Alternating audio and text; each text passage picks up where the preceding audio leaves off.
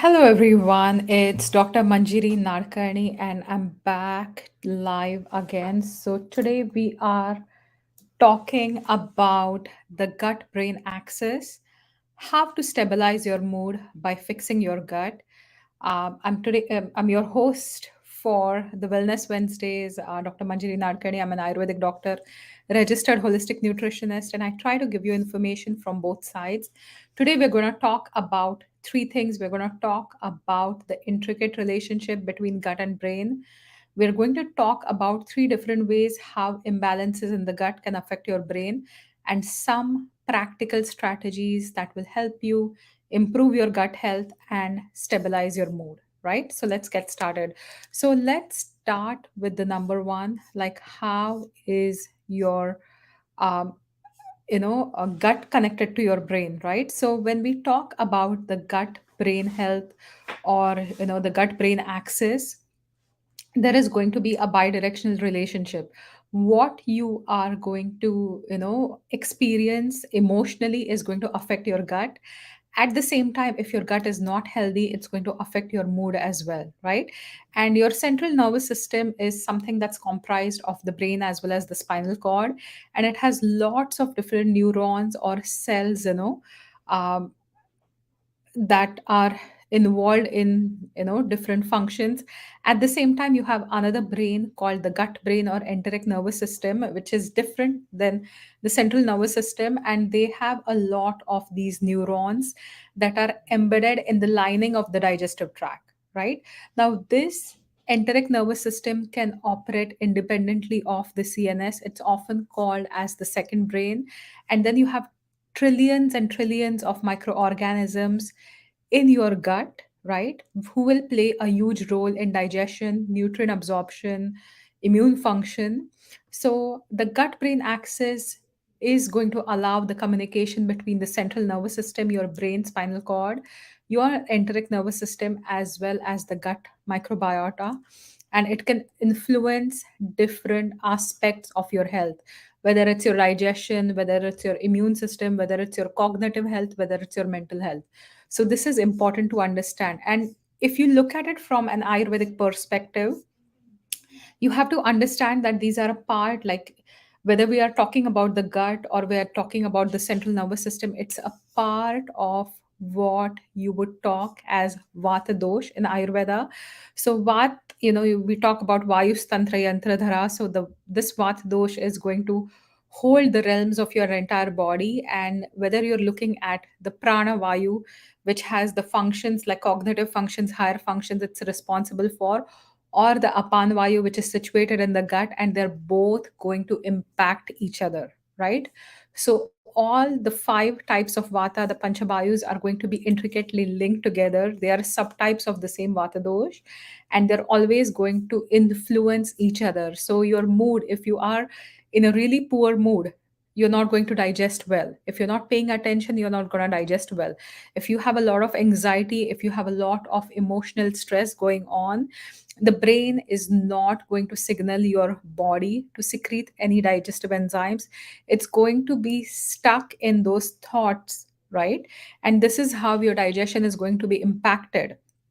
At the same time, if you don't have a strong digestion, you're not making neurotransmitters like GABA or serotonin, which are going to be responsible for helping you keep calm, right? Now, let's talk about some ways how changes in your gut can lead to mood swings, anxiety, as well as depression. So, there are different mechanisms, especially four mechanisms that have been, thought to affect your gut, that are going to lead to mood swings, anxiety, as well as depression. Number one is the alteration of the neurotransmitters. Just as I talked about, the gut microbiome has a large range of neurotransmitters, whether we're talking about serotonin, your happy hormone, or dopamine, the one that's, you know, um, the lack of dopamine is always going to make you crave new experiences, or GABA, the one which calms you down. All are important for regulating mood as well as emotions. So if you are not having enough production of these neurotransmitters, in your gut. It is going to contribute to a lot of mood swings. It is going to contribute to anxiety. It is also going to contribute to depression. The second one is any inflammation. So if you have a lot of inflammation in the gut, it is going to trigger a systemic inflammatory response throughout the body. And chronic inflammation is also going to affect your brain, and that will lead to different conditions like anxiety and depression. That's the second mechanism. The third is the impaired gut barrier function. So gut barrier is a protective lining that separates the gut microbiome from the rest of the body. When this is compromised, toxins, bacteria, other harmful substances can leak into the bloodstream, and they can lead to an immune response. They can also create other harmful substances, to get into the blood and increase this inflammation. And often this will contribute to mood swings, anxiety, and depression. So I'm just going to say a quick hi to some people who've joined us on Instagram and also on Facebook. We are talking about the gut brain axis. We're talking about how we can stabilize our mood by fixing our gut. Right now, I'm going through different mechanisms, how any imbalances in the gut are going to affect your mood, right? So, as we talked about the gut barrier, there is another mechanism where a dysregulated stress response is also going to contribute to mood swings, anxiety, as well as depression, right? So these are a few things that we need to pay attention to. So now the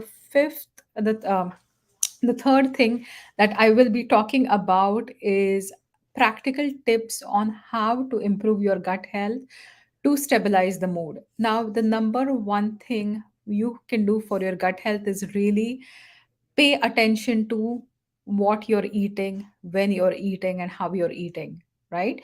So always, make eating a mindful process. Always make eating a process where you're eating the foods you like, where you're not eating foods that somebody said are good for you, which you absolutely hate, right? So a lot of leafy greens could be harder on the system. You may not be digesting it well, but somebody else has said that, oh, eating salads is good for you, that's why you're eating salads. No, right? So number one thing is always pay attention to what you're eating, right? How are you eating? How should be in proper quantities, and how also should be mindfully, right? If you are working on your laptop, if you are running errands and then eating, your body is not going to be ready to eat. Your brain is not going to signal your saliva or your digestion to be able to secrete the enzymes, and you will often lack the enzymes, and you will not digest the food well. So that's the second part of it. So make sure what you eat, how you eat is extremely important. So eating a balanced diet is extremely important. Whole foods, try not to eat a lot of packaged foods. And I know I keep talking about the same things all the time, but the basics are the most important, rather than trying to create fancier shifts. If you just change a few basics, that's really going to create a lot of change in your digestion, right? So in Ayurveda, we talk about the three main aspects. We talk about ahar, we talk about nidra, and we are also talking about brahmacharya, which could be understood as managing your energy levels. So number one thing, ahar, a balanced diet. Second is making sure you're sleeping, you're resting regularly, right? Nighttime sleep is non-negotiable because our body follows the circadian rhythm. So, getting enough restful sleep is going to really support the digestion. If you are not sleeping well, it is going to create a lot of vata and pitta imbalances in your digestive tract. The third one is making sure you're well hydrated as well, right? Lots of water you need for hydration. You need water for your enzymes to function.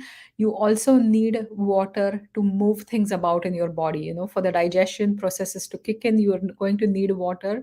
So drinking lots of water is the thing. The fourth one is exercising on a regular basis. If you exercise on a regular basis, it is going to help not only detoxify your body by moving your lymphatic channels, it is also going to make you hungrier and straighten your digestion, right? So whenever you are active, whenever you're exercising, you are increasing your body temperature, you're also burning calories, and you're also stoking your digestive fire, right? So this is what will keep your digestion straightened. If you are somebody who does not exercise on a regular basis, your digestion is going to be impacted.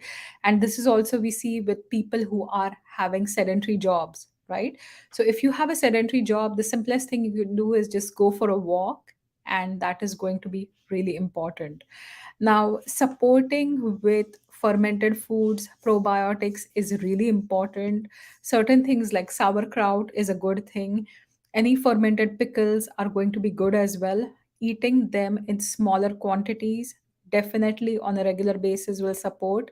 Buttermilk, from an Ayurvedic perspective, is really good for digestion and, you know, um, re-inoculating your gut flora, so that's important. Or you can take probiotics as well, and that is going to really help with your digestion and also stabilize your mood. We also have a probiotic called calm biotic at Blue Water Nutrition, and in my clients I've seen that it does take the edge off. It's just a two strain probiotic.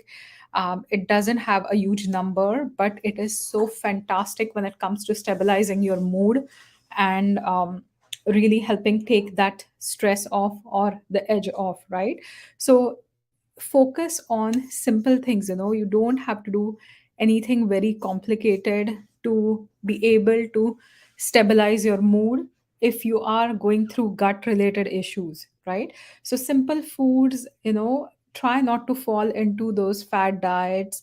Try to eat what's easy to digest, not something that's very complicated to digest. And if you are still looking for some support, you can always book a free 15-minute appointment with me, and we can talk about how we can fix your gut and stabilize your mood. And if you are someone who's taking a lot of care, for your emotional energy, maintaining your uh, emotions, or working with counseling, and if you're not seeing any shifts in your mood, it's time to focus on your gut and really heal your gut, right? If you're not digesting the food well, you're not going to digest the emotions well either, and that's going to create a lot of mental conflict. So you can call Blue Water Nutrition at 519-336-5258, or you can just message me, and we can book a free 15-minute call, and we can decide the best approach for your health to improve your mental as well as physical health. So thank you once again for watching. We are talking about IBS this entire month. I haven't yet thought about the topics. Mostly it's going to be about women's health for next month, the month of May. So if you have any questions, if you have any suggestions on specific topics you want to learn about, please post them in the comments, and I'll be more than happy to do a live session on them. Thank you. Have a fantastic day, and I will see you next week on Wednesday at noon for another session of the Wellness Wednesday. Bye for now.